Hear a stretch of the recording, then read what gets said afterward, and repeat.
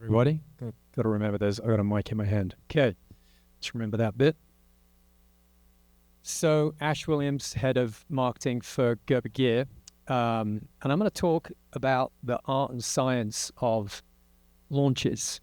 And what I'd want to do is start with a question. And the question is, I just want to sort of gauge the feeling in the room here. Is marketing in your guys' mind, is it all about art? Let's do a quick show of hands.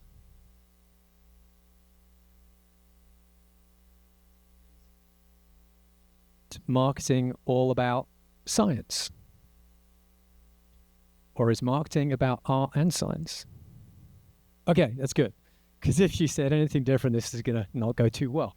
So that's great. So yeah, totally agree. It is definitely a combination of both art and science. And I'm really going to focus more on the science side of things. Not going to lie, it's a little bit dry.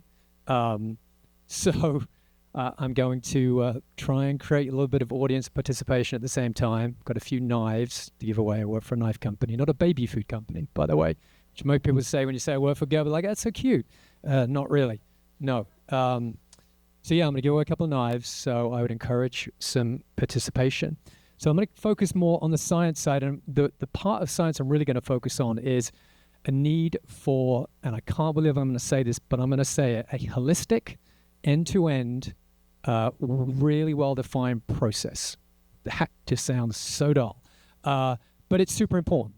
And it's really all about having your key stakeholders working as far upstream together as they possibly can. I'm also going to touch a little bit on the art side of things and how those two things work together. But the primary focus of this really is around the science and the process. And for Gerber, that is something that we call concept to consumer, or C2C. It's something that we've used for the last couple of years. And I would say it was a radical transformation for how we used to work. And the basic premise is that you have a core group of people and you go through a series of chronological gates. The other thing about a gate to remember is once you go through a gate, you don't go back. So you keep moving forward and you move this core group of people through these chronological dates. And for us, this is really our primary process. It involves everybody in the entire organization. And when you talk about C2C, everybody understands it and realizes that that is the process that you follow. And concept to consumer has four main components to it. The first one is a concept roadmap. So concepts for us is primarily products. So these are the products we're launching season on season. It could be a collection, it could be a single product. For other people, it might be a service. There's also the brand foundation. So that's a really clearly articulated document of who you are, what you stand for, and what your role is with consumers. And I'm sure most of you will have one of those. And I'm really going to focus on the other two, which is the consumer mindset, which I think some of you will be familiar with, and a part of C2C called the CEP, which is the commercial enterprise process. And that's really the kind of the main body of work. That's really the guts of this whole thing. So I want to start talking about consumers. So I think most of us in our careers, or maybe even currently, work on the idea of consumer segments. We've probably all done consumer segmentation studies. You group people into buckets based on their behaviors and interests, and you drop them into these clearly defined buckets and you give them cool names, right? So we've all been there. That's how we've all operated. I know I have. The challenge with this is that they're very static. You're either one or the other, and the reality is that you're not one or the other. And if you think about consumers through the lens of you're either this or this, you tend to talk to them separately. You don't treat them as sort of a unified group. You're one or the other. And you also talk to them primarily, you're trying to sell them one thing. So I would argue that, and this is how we approach it, we have what are called consumer mindsets. And we have 6 primary consumer mindsets at Gerber. And these are just three examples. And the idea of mindsets is that they're very dynamic. You could predominantly be in the far left example. could predominantly be an explorer. That's your kind of predominant mindset. But you're also a camp cook. When you go cooking or camping, sorry, you tend to be the person that does the cooking. You are a camp cook. You may also enjoy or be willing to step in and fix things. So you are what we call a troubleshooter. And then you also might like gear and you might like collecting stuff. So you might be a curator. So there are all these different mindsets, and you are at least 2 or 3, and there's a huge amount of overlap between these consumer mindsets. And so we look at consumers in terms of mindsets, not segments. And we'll come on to the implications of mindsets versus segments when we talk a little bit more about the art. But one key thing to remember here is if you're talking about mindsets, the consumers are shopping for your brand in different channels on different media platforms. So if you treat them separately and you're telling them different things and looking different ways, you're going to look really kind of schizophrenic out there. So we very much work on the basis of consumer mindsets. So let's sort of hit the commercial enterprise process, the CEP. So this is what I hope you guys do not experience. I know I have in my career. And when I wrote this seemed quite funny, but reading it back, it probably isn't that funny. But it tends to be product work upstream, and they develop stuff. And then when they're done developing it, they're like, oh, we should talk to our marketing team. Anybody been briefed on a viral video before? I know, can you go make a viral video? So then product handed off to marketing. And then marketing take it, and they don't know that it's coming. And you then scrambling around, and you say things like, oh, do you have any samples that we can go shoot? And they're like, not really. You're like, oh, okay, that kind of sucks. And then sales, being the eternal optimists, they're like, oh man, this is so cool. We love it. It's great. But we've completely missed all of our pre-lines. You're missing key colorways. You're missing key price points. It's terrible, right? And so there are so many pitfalls with this approach. It's very linear, so there's no loop, sort of feedback loop. Nobody's working together upstream, so when you get your handoff, it's too late to change anything. So lots and lots of pitfalls working in this very linear way. So our C2P and what we look at looks more like this. It's a circular process. It has 3 main phases. The first one is the strategic business planning phase. That's phase 1. And that's really where you determine what are you going to focus on to achieve your brand and business goals, right? That's where you put your resources. The next part is go to market. That's really the kind of really where all the work happens. A lot of the work happens. That is your merchandising, that's your product creation, that's your marketing sort of planning and activation. So there's a lot of work that goes on in that phase, and we have 10 minutes, can't cover exactly what goes on here. So there's processes within each of these stages. 2 minutes. Wow. Okay. So I'm going to move quite quickly here. So three phases. One of the key one is that third one where it's a loop. So you learn from phase 1 and phase 2, and you go back into concept ideation. So this is really key. We have 3 core groups of people involved in every step of the way. For us, that's commercial, marketing, and product. And that group of people is involved every single step of the way throughout the entire process. One of the key outputs of phase 1 is what we call the 5 C's. So this is our roadmap. People call it where to play, how to win. But we call this the 5 C's. That's our strategy. Super easy for people to understand and consume. And that is it. What's equally important about this is what is not on it. So if it's not on there, you don't do it. Okay, that's the science. We're going to hit the art real quick. So anybody know, and this is for a knife, if anybody comes up with what this number means? Anyone know what it is? 10,000? SKUs? Consumers? Messaging? It's how many messages the average consumer sees in a day. When you look at this, I mean, we all get bombarded with stuff online, but you go fill up a gas now, you're like inundated with stuff. There's videos and things flashing. It's like, holy shit. 10, that's basically how many times you need to see something before it will start to sink in. And 3 is basically how many seconds you've got to keep someone's attention. So with all of this in mind, right, you got 10,000 messages, you got to see it 10 times, you got 3 seconds to remember it. It's our job as marketeers to make our messaging as simple, repeatable, and ownable as we possibly can. I want to put that to the test real quick. If I show you that, any brands come to mind? Geico. Yeah. Okay, I've got to stop, but it's a talking lizard with an English accent. It doesn't get much simpler than that. Real quick, anybody know what this one is? Same industry. Yeah, Liberty Mutual. It's so simple, it's brilliant, but they've been doing it time and time again for years and years and years, and they nail it. So they're the 3 takeaways. Thank you very much. Any questions, feel free to hit me up.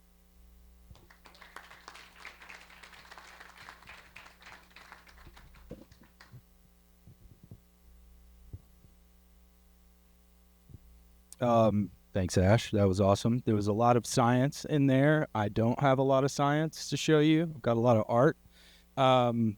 As you guys heard from the intro, I actually do not work on our brand team. I work on our community team, but I'm up here going to talk to you about this campaign.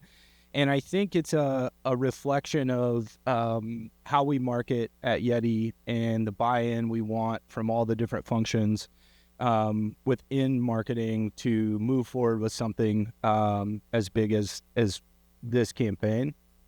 You can go back. So prior to my time at Yeti almost 10 years ago, and during my time, we've been heavily involved in sustainability and conservation initiatives. And it's never been a thing that we felt like we needed to talk about outwardly or really beat our chest about it. We felt like we're doing the right things for the right reasons. We just keep doing that and moving forward. But the concept of a sustainability campaign was always something that would float around. And how are we going to talk about this as a brand? How does it make sense for us to move forward with this as a brand? And going back to my earlier days, when we started working with Kick Plastic, Costa Del Mar, and Sims was a big part of that, providing alternative to single-use plastic bottles on fishing trips, kind of around the country, around the world.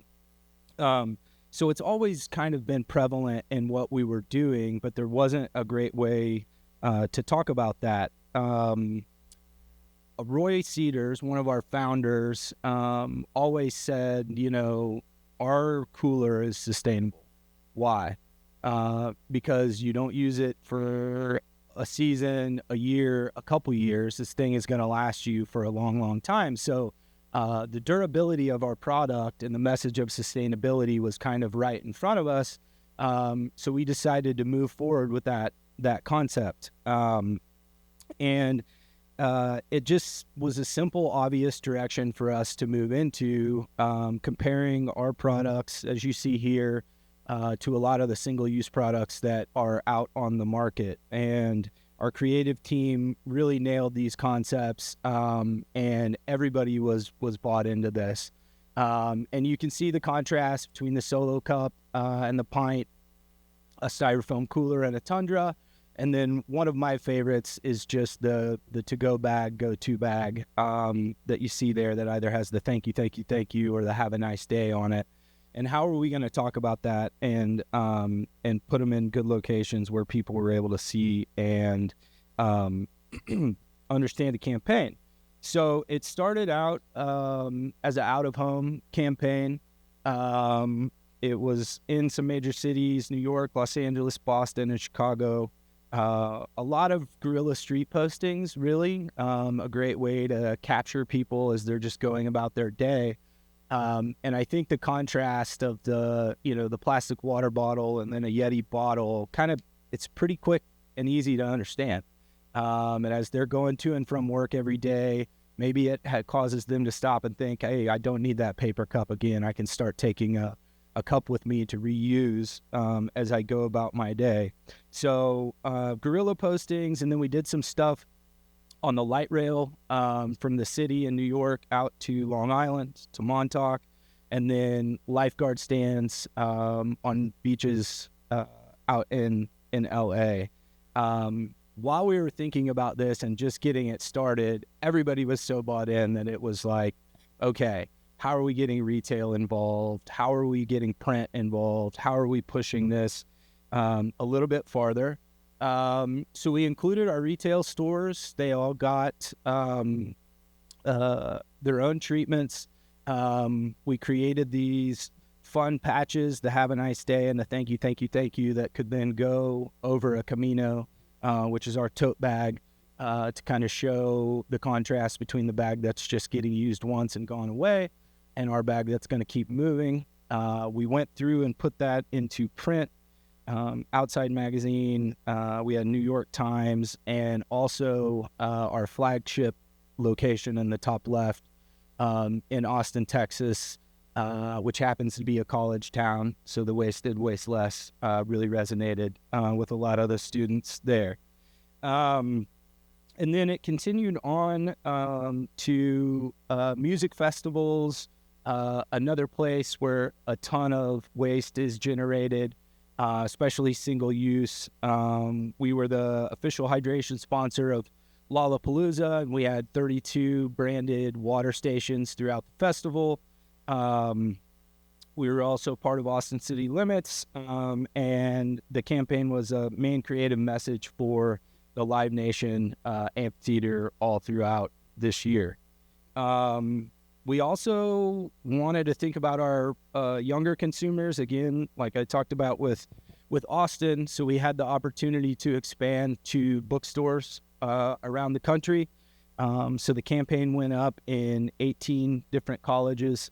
We partnered with USC, University of Southern California, and actually to back the campaign up, we gave 4,000 bottles to all incoming freshmen as a part of their orientation, through a bigger message of the university of, hey, we're going to start pulling out this single-use plastic. We want you guys to use reusables, and we just got really great feedback from that. And then we did some international out-of-home in Germany and the UK. And the out-of-home stuff is just a great medium. If you're creative, is simple, understandable, digestible, it's really good to get that out there. People are going on about their day. So this isn't, our first focus on sustainability. It's something, like I said, we've been doing for a long time. It became our most successful campaign that we've ever done. One of the reasons that it was so great is that instead of targeting an angler or a hunter or a skier or a cowboy, we were really able to look at different segments that are a little outside of our scope of Built for the Wild. We were up in cities.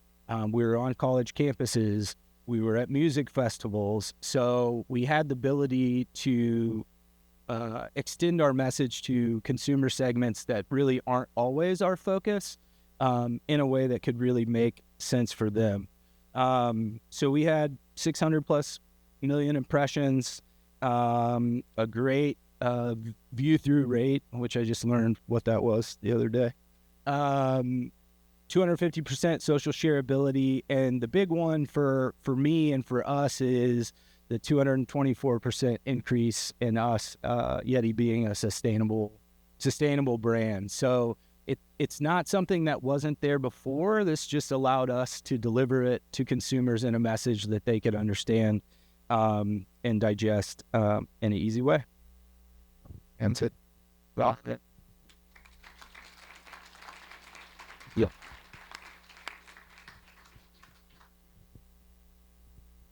Hello, everybody. I'm going to stay seated. Let me make sure I know how this clicker works. Okay. Yeah. Is that better? All right. So my presentation in my mind is really kind of less of a presentation and more of a story. And so I think, like any story, you need some context for it all to make sense. So what I'm going to do is kind of talk a little bit about kind of the origin of Simms, because it is applicable to this very aggressive brand campaign that started many, many years ago. So the name of the brand campaign internally was Bass to the Future. Don't worry, we did not use that externally. It was just something that we used inside. So again, I am going to just quickly talk a little bit about the origin of Simms. So Simms was founded by John Simms in 1980. John is we refer to him as a Renaissance man. He's a entrepreneur. He's a visual artist, but first and foremost, he is a trout bum. He is a ski bum. He lives the life that probably all of us in this room aspire to have. And really, John's story was he was kind of creating little knickknacks out of neoprene to make his time on the river more enjoyable, more efficient.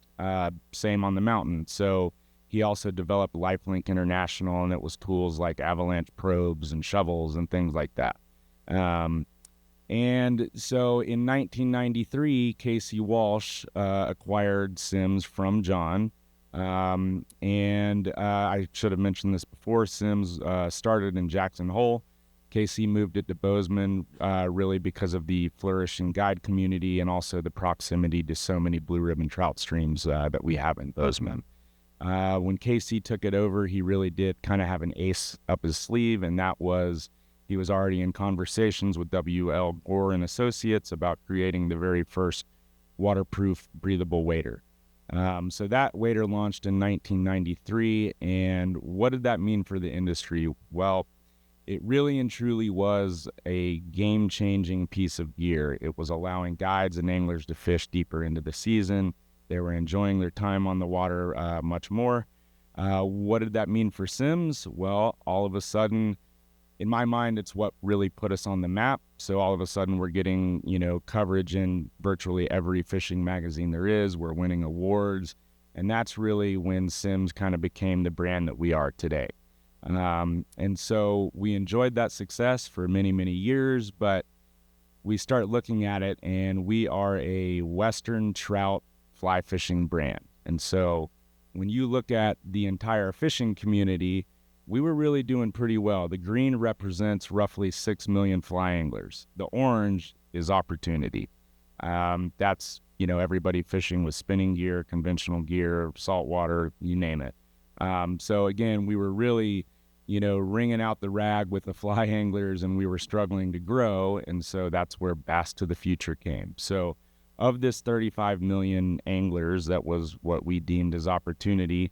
We realized that roughly 30 million of those anglers fish for bass. Little story about me, like Erica said, I used to run fly fishing in saltwaters. Not proud of it, but I was that guy. Any other type of tackle, I would hold it like it was a used tissue. And so I remember I went to a trade show to get to see the new Simms line, and they're like, yeah, this is our new bass collection. And I'm not going to lie, I was pissed.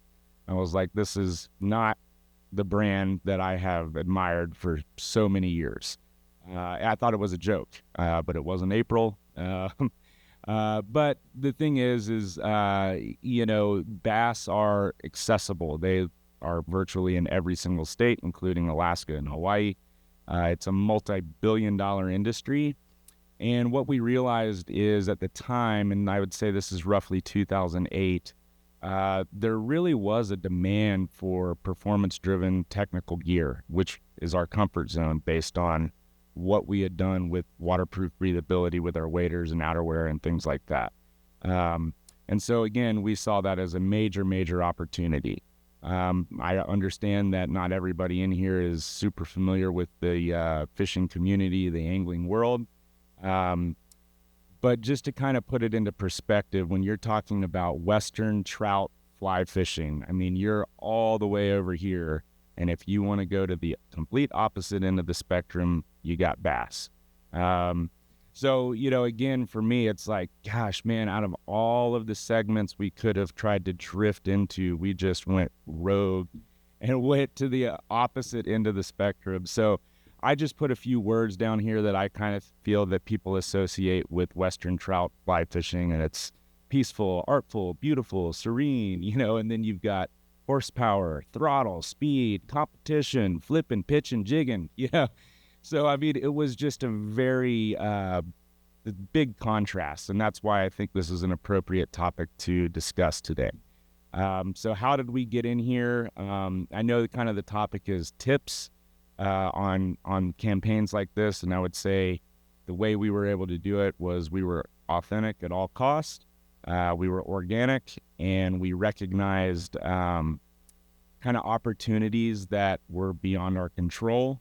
And we paid attention, and we took advantage of the little happy accidents that came along the way. So I would say the way we really kind of got into it is we started making friends with the cool guys. And when I say cool guys, these are all nerds right here. They're all gear nerds. And, we were very humble in our approach. We didn't approach these fellows and say, here's what you need. We approached them and said, what do you need? And we worked very, very close with them and really, really dialed in what we considered to be the ultimate foul weather fortress, and that was the OG Pro Dry jacket and bib. So again, we're staying within our comfort zone of waterproof breathability by implementing Gore-Tex Pro Shell fabric, which is something that fishing community had never really put to use. Again, working with Shaw Grigsby, Gary Klein, Aaron Martins, all those guys that I just showed you, we were very humble in our development. We didn't come in and say we know best. We just wanted to make the very best product that we could. This jacket and bib was very feature rich, great mobility, and again, it was the foul weather fortress. And so one thing I would say is all these years, Bass to the Future, it was like, this is what we're doing, but you got to remember, all of us at Simms, we are diehard fly anglers. So nobody was really willing to take that jump. So what we did for years is kind of dabble in that space. We weren't aggressive, but we kept showing up. It finally kind of came time, I think it was 2015 when we really decided to kind of, let's do this. And we decided to put ourselves on the largest stage in bass fishing, which is the Bassmaster Classic. In 2015, it was held on Lake Hartwell in just outside of Greenville, South Carolina. And the Bassmaster Classic is really and truly a bass industry mecca. It's full of consumers, media, professional anglers and manufacturers. There's the trade show in addition to the tournament. It really is the most prestigious event in fishing, and it only attracts the best of the best.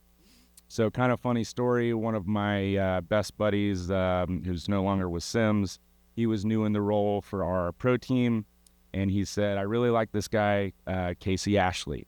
And I'm going to go quick because I got 2 minutes. But as it turned out, Casey Ashley was born and raised in Donald, South Carolina. He grew up fishing Lake Hartwell.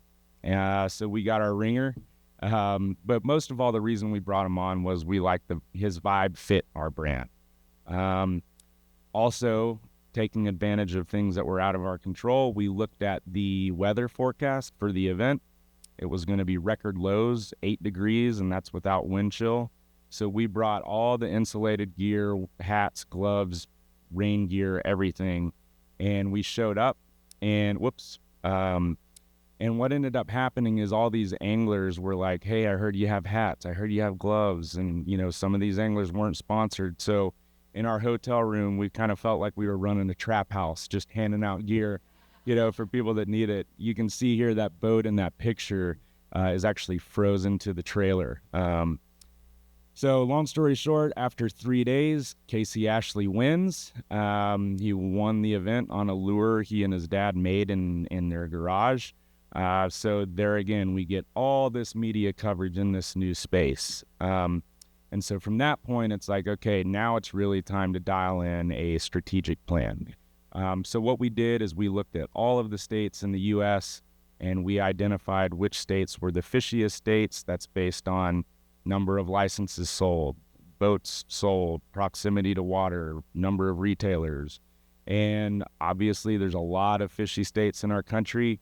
So what we did is we took the top 10 and looked at which states we were under-indexed in, where we didn't have a great presence, and we decided to zero our strategic plan in these 3 states, which were Minnesota, Wisconsin, and Michigan.